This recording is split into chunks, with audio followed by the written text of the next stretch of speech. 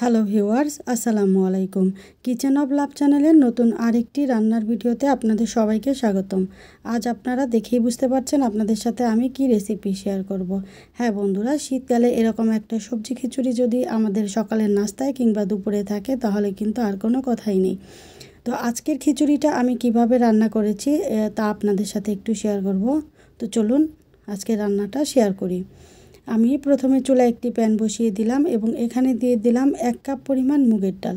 মুগের ডালটাকে আমি একটু হালকা করে ভেজে নিব।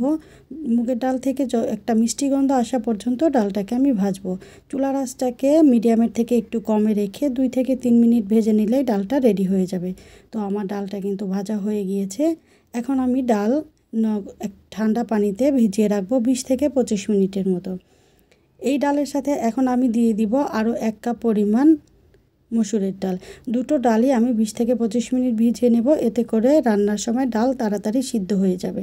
20 থেকে 25 মিনিট পরে আমি রেগুলার যে ভাতের চালটা আছে সিদ্ধ চাল, সেই সিদ্ধ চাল দিয়ে দিলাম ডালের দ্বিগুণ পরিমাণ। আজকের রান্নাতে আমি সিদ্ধ চাল ব্যবহার করছি, আপনারা চাইলে পোলাওয়ের চাল কিংবা আতপ চালটাও ব্যবহার করতে পারেন।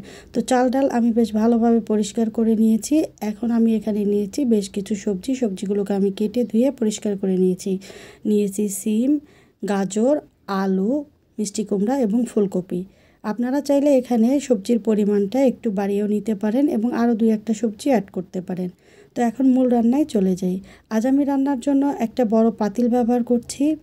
এই ধরনের পাতিলে রান্না করতে একটু সুবিধা হয় নাড়াচাড়া করতে। আর যেহেতু আমি আজকে সবজি দিয়ে পাতলা খিচুড়ি রান্না করব, তাই একটা বড় পাতিলেরই দরকার। তো এখন আমি চাল ডালের প্রায় 2.5 গুণ পরিমাণ পানি এখানে দিয়ে দিচ্ছি। আমার ভাতের চালটা বেশ পুরনো ছিল, তাই সিদ্ধ হতে বেশ কিছুটা সময় লাগবে, এজন্য আমি পানির পরিমাণটা একটু বেশি দিয়েছি। আর নতুন চাল হলে পানির পরিমাণটা একটু কম দিতে হবে। আর আমি এখানে এখন সবগুলো সবজি অ্যাড করে দিয়েছি, তারপরে দিয়ে দিলাম স্বাদমতো লবণ। এখন আমি লবণটা একটু কম করে দিয়েছি, যদি প্রয়োজন হয় পরে আবার দিয়ে দেওয়া যাবে। আর দিয়ে দিলাম 1/2 চা চামচ পরিমাণ মরিচের গুঁড়ো, দিয়ে দিলাম 1 চা চামচ পরিমাণ হলুদের গুঁড়ো। এখানে মরিচের গুঁড়োর পরিমাণটা কম হবে এবং হলুদের গুঁড়োর পরিমাণটা একটু বেশি হবে। দিয়ে দিলাম 1 চা চামচ পরিমাণ ধনিয়ার গুঁড়ো এবং 1/2 চা চামচের একটু বেশি জিরার গুঁড়ো। আমি জিরার গুঁড়োটা কম ব্যবহার করেছি কারণ আজকের রান্নাতে আমি ধনিয়া পাতা ব্যবহার করব, তাই জিরার গুঁড়োর পরিমাণটা একটু কম করে দিয়েছি। এখন আমি এখানে দিয়ে দিব 2টো তেজপাতা এভাবে টুকরো করে নিয়েছি, 5টা এলাচ, 3 থেকে 4 খণ্ড দারচিনি, 6 থেকে 7টা কাঁচামরিচ মাঝখান থেকে ফালি করে নিয়েছি, আর একটা বড় সাইজের টমেটো। সবগুলো উপকরণ আমি এখন দিয়ে দিব, আর এলাচটাকে আমি মাঝখান থেকে ফাটিয়ে তারপরে দিয়ে দিব। এখন সব কিছু ভালোভাবে নেড়ে চেড়ে মিশিয়ে নিব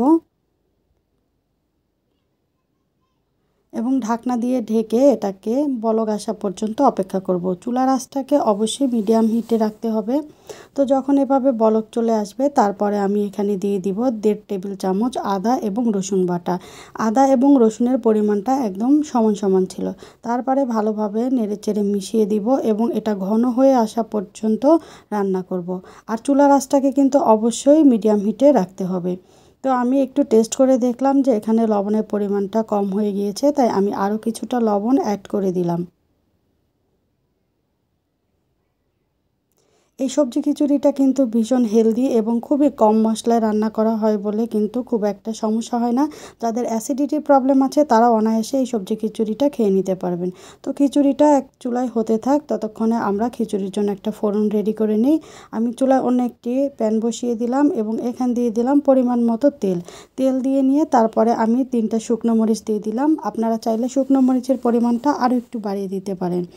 তারপরে আমি এখানে দিয়ে দিয়েছি 3টা বড় সাইজের পেঁয়াজ কুচি, আর দিয়ে দিলাম 6 থেকে 7টা রসুন কুচি, মানে রসুনের কোয়া কুচি। আর তো সবগুলো উপকরণ এখন আমি একদম ব্রাউন করে ভেজে নিব। এই মুহূর্তে কিন্তু আপনার পেঁয়াজ এবং রসুনটাকে ব্রাউন করেই ভেজে নিতে হবে, তাহলে কিন্তু খিচুড়ির টেস্টটা অনেক বেশি ভালো আসবে। তো আমার পেঁয়াজ রসুন ভাজা হয়ে গিয়েছে, এখন আমি খিচুড়িতে ফোড়নটা দিয়ে দিব। ফোড়নটা দিয়ে খুব ভালোভাবে মিশিয়ে নিব এবং আমি 2 থেকে 3 মিনিটের মতো রান্না করে নিব। যারা আপনারা আমার ভিডিওটি আজকে প্রথমবারের মতো দেখছেন, যদি চান আমার পুরো চ্যানেলটি ভিজিট করতে পারেন। সেখানে আরও কিছু রান্নার ভিডিও দেওয়া আছে, হয়তো আপনাদের ভালো লেগেও যেতে পারে। তো 2 থেকে 3 মিনিট পরে আমি এখানে দিয়ে দিব বেশ কিছু ধনিয়া পাতা কুচি। আমি ধনিয়া পাতা কুচিটা অবশ্যই রান্নার শেষ হওয়ার আগে আগে দিতে পছন্দ করি, এতে করে ধনিয়া পাতার ফ্লেভারটা অনেক বেশি স্ট্রং থাকে এবং এটা খেতে আমার কাছে বেশ ভালো লাগে। আপনারা এইভাবে ট্রাই করতে পারেন, দেখবেন আপনাদের কাছেও ভালো লাগবে। তো ধনিয়া পাতা দেওয়ার পরে আমি 2 মিনিট রান্না করে নিয়েছি। এখন চুলাটা অফ করে দিলাম। আমার রান্নাটা একদম কমপ্লিট। তো বরাবরের মতোই বলবো বন্ধুরা, আমার আজকের রান্নাটি যদি আপনাদের ভালো লেগে থাকে তাহলে লাইক, কমেন্ট এবং শেয়ার করে দিবেন। আর নতুন বন্ধুরা সাবস্ক্রাইব করে আমার পাশে থাকবেন। দেখা হবে অন্য ভিডিওতে। আল্লাহ হাফেজ।